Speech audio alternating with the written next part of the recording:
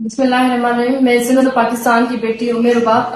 جیسے کہ سب جانتے ہیں کہ سے جو میں اسٹرگل کر رہی ہوں، میرے والد صاحب، میرے دادا اور میرے چچا کا مرڈر ہوا تھا اور سندھ کے انفلوئنشل فیوڈل لارڈس ہیں اور انفارچونیٹلی وہ پاکستان پیپلز پارٹی سے بھی تعلق رکھتے ہیں. تو یہ جو میں اسٹرگل کر رہی ہوں آج تک مجھے انصاف نہیں ملا، پر میں پر امید ہوں پاکستان کی عدالتوں سے.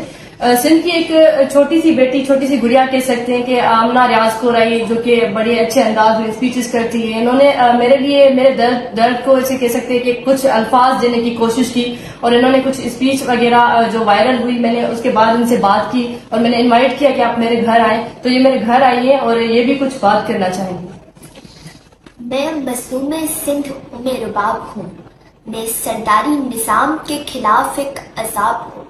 میرے بابا کو دن دہاڑے مارا گیا، میرے دادا کو موت کی نیند سلایا گیا، میرے چاچا کو مار کر ہمیں ڈرایا گیا، میرے گھرانے کو دھمکیوں سے مرجھایا گیا. ہاں، مگر میں ظلم کے خلاف کھڑی ہوں اٹل پہاڑوں کی طرح، حسین ابن علی کے بتائے ہوئے راستے پر بہادروں کی طرح. چیف جسٹس کی گاڑی کے سامنے آ کر میں نے انصاف کا مطالبہ کیا. عدالت میں ننگے پاؤں جا کر میں نے خاموش احتجاجی مظاہرہ کیا. دیا جلا کر امیدوں کا میں نے حوصلہ شکنی کے طوفانوں کا مقابلہ کیا.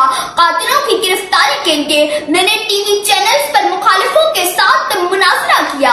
ہاں، میں ظلم کی دیوار کو اب گرانا چاہتی ہوں. میں باطل کو جڑوں سے مٹانا چاہتی ہوں. نہیں کرے گا تمہاری کوئی غلامی، وڈیروں کو بتانا چاہتی ہوں. ہاں، میں علم بغاوت بلند کر کے جابروں کو للکارنا چاہتی ہوں. میں پاکستان کی بیٹی عمر رباب ہوں. میں سرداری نظام کے خلاف ایک عذاب ہوں.